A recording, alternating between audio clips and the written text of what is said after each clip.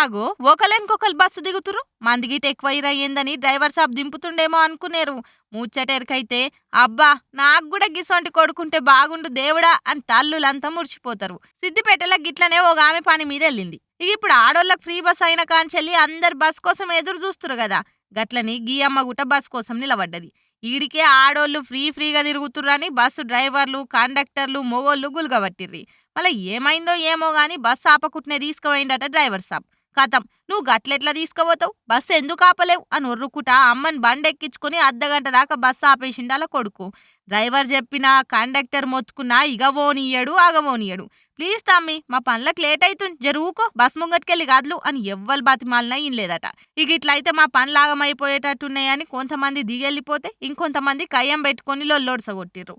ఏందో ఏమో ఈ ఫ్రీ బస్ చేయంగా రోజుకో చిత్రం చూడబడితిమి. రాను రాని ఇంకెన్ని చూస్తామో అనుకుంటా మాట్లాడుకుంటుర్రు ముచ్చటెరకైనోళ్ళు.